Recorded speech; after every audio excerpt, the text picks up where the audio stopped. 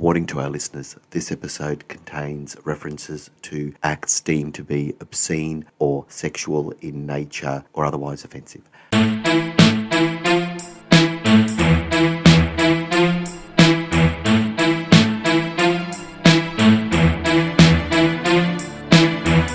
spread like a new disease. You wanna war, but this ain't TV. We come in by forced entry. The mugs from Backwater Brizzy. Hello and welcome to the Why Work podcast series. You are listening to Trace Sara and Alan Girl. So Trace, let me take you from. Doesn't fit neatly. Let me take you to the next case. So we're going from the case where a worker got $4,300 for 8 weeks' salary. Yes. To another case where a worker got paid $430,000. And was the previous one CPI adjusted? So we're going to another case, $430,000. Wow. For a one-off incident. Oh, you got my attention. Okay. I think it's completely irrelevant, but interesting to observe that on that first case I told you about, it's a woman getting $4,300, and on this next case, it's a man getting $430,000. Oh, what did he do? Or not do? Well, what you're happened gonna in love this this circumstance? case. What happened? All right, let me All compare. Right. So, do you want me to surprise you with it, or do you Yes, want me? I'm listening now. Let me surprise My mind's racing. you. Are we talking about gender inequality? What are we talking All right. about? So, this is in the tourism industry. Okay. And we're talking about one of the more palatial island resorts in Queensland. And I won't name the island because then I'll name the resort, but it is a fully reported case. It's one that went to the Supreme Court, the Court of Appeal, in fact, so it was before 3 judges, and it was a common law claim for compensation. And what we have is $30,000. $430,000, yeah. You just wait to What was see their what experience? it was. Yeah. So we've got workers on the island who care for the people on the island, and they work odd hours because they've got to look after the people on the island. We've got 2 workers who are sharing a room. So we've got a supervisor and the person who is supervised. Now, it's late at night. The supervisor finishes their shift at 11 p.m. They go to the bar and they have a couple of drinks before they're ready to go to sleep, just to wind down. It's about 1:15 a.m. when they go back to their room to go to sleep. Now, the other worker, so this is the junior worker, Sean, he's at the bar. He's already at the bar drinking when the supervisor gets there. And the supervisor didn't think Sean was drunk at that point in time, so didn't pay a lot of notice to it. Now, the supervisor goes back to his room, goes to sleep. This is 2 men, by the way. Supervisor goes back to his room, goes back to sleep. Then about 3 a.m., Sean comes back to the room. The supervisor wakes up hearing Sean vomiting in the bathroom. Charming. And the supervisor thinks nothing of it and goes back to sleep. Right. Lucky he was able to. Okay. Half an hour later, so it's 3:30 a.m., the way it's described in the court case is the supervisor woke to a distressing sensation of being unable to breathe. He then realised that Sean, completely drunk, was urinating in his mouth. Oh, okay.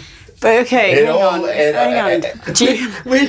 saying that didn't come across your computer? That case did not come across your desk? No, where do you find these cases, Okay, Alan? all right. So, where do you find them? So his colleague is drunk, purposefully urinates in, or he just? I think there is actually a medical condition where you urinate in somebody's where you have mouth. Difficulty in terms of you can sleepwalk in. Oh, okay. Thank you. All right. Unusual places. There's no suggestion in the case that Sean was malicious. So just to be clear, there's no. So he's sleepwalking. This was not a prank. I think he was in an alcoholic stupor. And sleepwalking. Sleep something. And not necessarily walking. Yeah, sleep something. Okay. But in this case, the supervisor had a medical condition, and he had 2 conditions. He had cataplexy, and he had, I hope I'm pronouncing that correctly, and narcolepsy. Narcolepsy, thank you. The supervisor had narcolepsy. Yes. Wow. So I have a friend who's had narcolepsy. Yeah. I've got a friend. So he was managing those with medication, and so he was okay, he was stable, and then this event occurred which triggered both those conditions off, and he became a mess. So narcolepsy is where you just fall asleep in an unregulated, uncontrolled way. Dinner table. I'll give you this. A friend of mine, Mike, we're out for dinner, And there's so many Mike stories, by the way, but this is one. And the waitress comes along. Mike's in the middle of telling us a story. We're all having pasta. Pasta's, coming out to be delivered. And he's telling the story. No, we're all just chatting at the table. Waitress is coming and about to deliver the food, and Mike just crashes nose down in the middle of the coffee table, in the middle of the table. And she's looking at us like as if he's drugged. I'm saying, no, really, you just got to move the pasta out of the way for the moment, right? Yeah, don't let him drown. I've been waiting for dinner for him to come to the house. And I'm like, where's Mike? Where's Mike? I go out and look on the porch, and he's fallen asleep trying to push the doorbell. So dangerous. On the front step, right? Okay. So you've got this person now who's got this trigger, this trauma trigger, return to narcolepsy, so probably can't work or drive now here and after, right? He did manage to recover significantly, but he, because we like to put things in percentages in the workers' comp world or the compensation world, he had a deficit of 10 to 20% afterwards, after he'd recovered as much as he recovered. He had an adjustment disorder with mild mixed anxiety and depressed mood. So with the police involved? I think I'd be pretty depressed. Absolutely. That's a scene from Shogun, if you remember. If anybody watched the Shogun, where But were the police involved in this? No, it wasn't a police situation because there was no malice in this. It was all very much an unfortunate incident. And the employers tried to argue, so this is the Island Resort, had two arguments. One, they said that the supervisor's condition was pre-existing, so they should be required to compensate for that pre-existing condition. But it's been triggered. Correct. Right, so they okay. lost that argument. Right, okay. And the second argument and it's saying, let's just clarify, so that's an exacerbation of a pre-existing condition. Correct. Okay. Yeah, correct. Now how they could have solved all of this, simply separate rooms. Now, Correct. I've been working with construction teams or roadworks teams, and the guys have complained that they have not been given separate rooms when they've had to go remote. And, just talking about sleep and fatigue. They'll ask somebody like me to come talk about sleep, fatigue, and energy management. And they're like, I can tell you, number one, what would help is please give me a separate room. Yep. Basic dignity. Well, also, you just protect yourself. Obvious is there. Okay, I'm just saying. Nose, all right?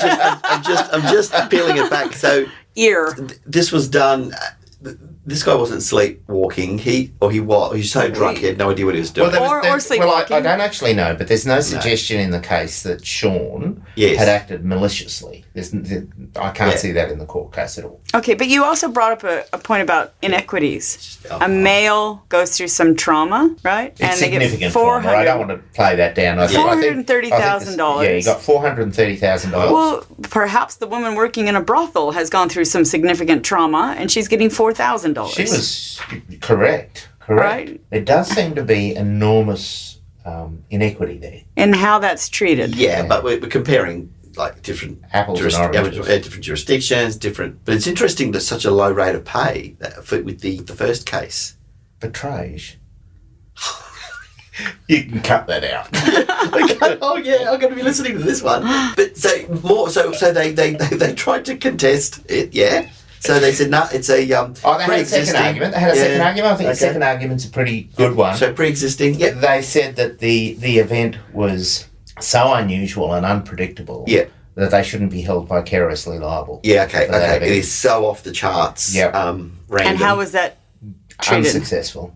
They said, the court said, so this is the three judges, said that because the Island Resort was providing the accommodation, they had to provide appropriate accommodation and accommodation where people would be separate rooms or and this is where we could unpack this with the discussion about scenarios.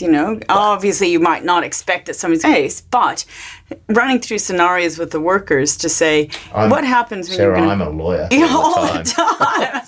Well, the Shogun guy, he did not forget. It was an Englishman, right? If you read the book, I've read it so many times, and it's one of my favorites. And where the Japanese lord, that is never forgotten. It feels like it's burnt into his skin, right? It's how it's described. So you might not be able to predict that scenario in that level of detail, but you could certainly have run through some scenarios with the workers to try and understand what would be the worst case event if you guys had to share a room. I think it's very difficult with shared rooms because Adults. sleepwalk. Yeah.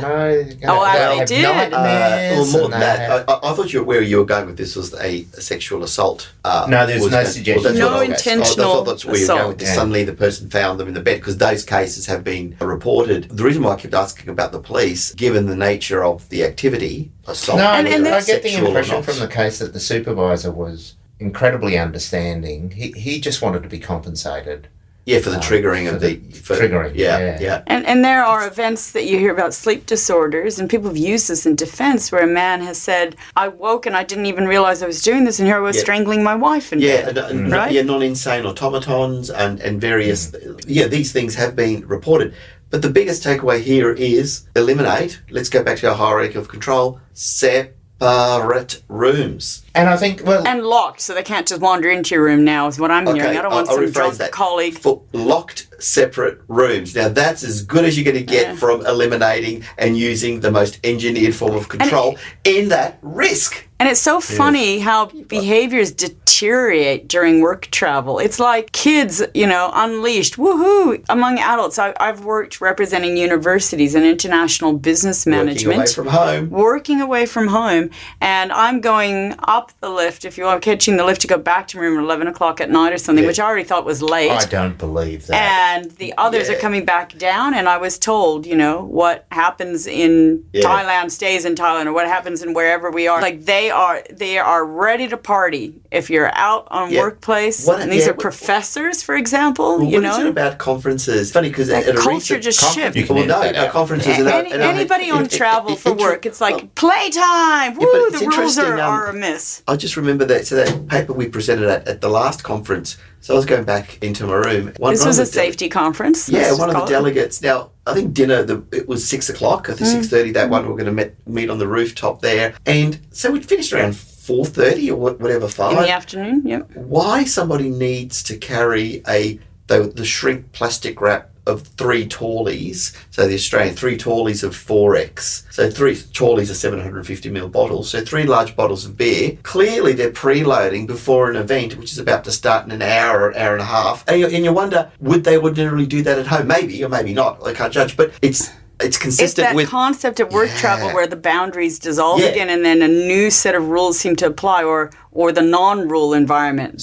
The cat's away, the mouse will play. But the single key in all of them that's been mentioned in all of the cases you've discussed, Alan, except mine, alcohol. I'm actually clustering that last one closer to some type of alcohol is the primary thing here. Once they hook into the proverbial, now add you're on a remote island or in somewhere else. These are the things that employers have to keep a lid on. How much is being consumed? And the Christmas party that we started with, But that was episode a 1, Christmas season 1, alcohol fueled. Yeah, but you know what? You sort of think, okay, that's going to be a recipe for disaster. It's a Christmas party, let your hair down, right? But these are work functions. No, you're not supposed to be letting your hair down because there's almost an inference. It's a Christmas party. You know what? This ain't no party. This is a work-related meeting. Mid-achieving a business objective to do. Yeah, So there's there'll be no lots jumping. and lots of mining companies now where they have dry camps, so you just can't drink alcohol at all, Or a including in your free limit of time. 1 or 2. I've that one recently that had a limit, a cap. And the thing, and it's usually more than that. It drills further, and a good plan would include a limit of 1 or 2, and a limit of 1 or 2, so mid-strength or low. And now I've heard the most recent fact that the sales of zero beer, so the idea of you having a drink, you're having a tawny, but it's zero alcohol, the sales are soaring through. So strategies would include now, all right, mate, you're going to have a Heineken. Well, it's going to be not an endorsement for Heineken. You're going to have a zero Heineken. Do you remember And that that's ad? good, right? Did this hit Queensland? I remember this in South Australia. One of the times I've gone back and forth, US and Australia, so many times. And I remember this struck me. There was this billboard ad in South Australia in Adelaide, and it had like little organs that were caricatures of people, like a happy heart, a happy brain, a happy liver, and it said, for men and women too. Number 4, men, and women, number 2. And it meant every day you'll be right if there were 4 drinks capped to men and 2 to women. yeah, and I wow. thought, I'd be under the table with 2 drinks a day. Really? That's extreme. I would tell my friends in America, they were just laughing, like, what? And that was considered permissible limits in Australia for drinking with all the happy organs. No comment from me about the 2 drinks. This is not an endorsement. For men and women too. Was that a motto here? No, but That I was all like throughout it South Australia. too. Now, I think the case, both those cases, It's actually, alcohol. I'm telling you, this is not about yeah. the. changing values and changing culture. And so, it used to be the culture that you would drink to cope with stress, which we saw with our Kalgoorlie brothel. Now, drinking alcohol to cope with stress is not considered a good thing. But culturally, whether it's the sport and the advertising, I pass the Forex Brewery every day on the way home. It's connected with sport. So you've got sport arena. Now you've got the more awkward topics such as brothels. See, even I'm struggling to mention it. It's Let's easier just for you, say Alan. it. Sex. Let's Let's just say it. Must be my upbringing. But yeah, I sort of hesitate. But my point is, the real issue here is alcohol. And then when you added the bit, when you're working away from those confined places, i.e. your home and your traditional And places workplace. and spaces matter, as Yeah. we've been talking about in season 1. Yeah, Yes. the more random the space and the place, the uptake in Social just what constructs happens. change. Yeah, it does. Yeah. It really does. And I've noticed that, like in conferences, you're right. Conferences are definitely it. But also working away from home, working remotely. All There's the barriers. rituals change. And- That's right. I think we need to talk about those Yeah. difficult topics. And the funny thing is, those two cases, in fact, for me, the takeaway is they're actually highlighting what we're saying are these bigger issues. They're fixed factual circumstances, a remote island, room sharing, and a brothel. But if we extrapolate those, conceptually, they are not normal things we would talk about in a workplace in terms of injury. So they have relevance. And yet that's You could it's so reconstruct important these. because that's what you have to pull apart, these Yeah. unusual times that people don't think about because it's not in their routine risk assessments. The unusual circumstances. Unusual times. That's We right. just said unusual times that people don't think about. These cases can be brought to the table because human factors. Human factors. And, Yeah, you're right. once you get over the hump of the difficult topic, Yeah. Not- See, Really, where are you going with this? First I thought, Okay. where on earth Where does are Alan you going with You know, this? seriously, Okay. I think where But on the- earth does Alan find these cases, and where on earth is he taking us? But now I can see the value in these cases. The issues are exactly the same as you would for a business that puts up guttering around a house and Yeah. employs subcontractors. It's the same sort of issues. You've got No, to. you're right. You've No, got What are to, the contractual relationships? What's gotta the look at what's governance the and the relationship. decision making? Yeah. How is the risk assessment or the understanding of the high consequence events? and you need to document it, and you need to work out exactly what your obligations are. How are you designing for health and what are your work design systems? And you Because- need to think about if workers get hurt, what are we going to do? What's our responsibility?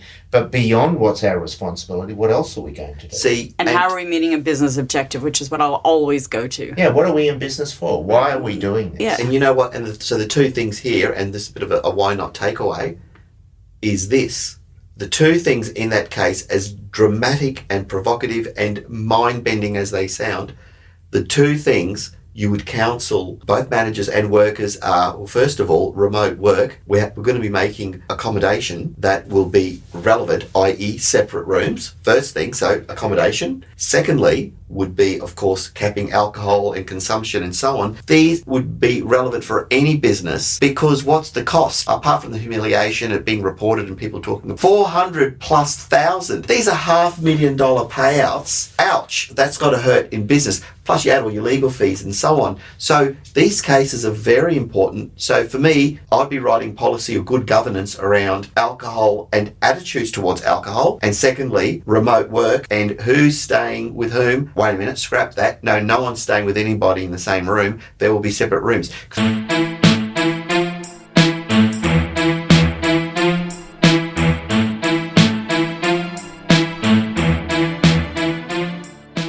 We hope you enjoyed that episode of Why Work. You've been listening to Trajce, Sara and Alan. And if you'd like to know more about some of the things we've talked about today, please subscribe and we'd be more than happy to provide you with information, names of cases and other things that may interest you. Please be aware that none of the matters we've talked about today should be construed as legal advice or any other type of advice. We're just here to talk about all things related to work. See you next time. And travel.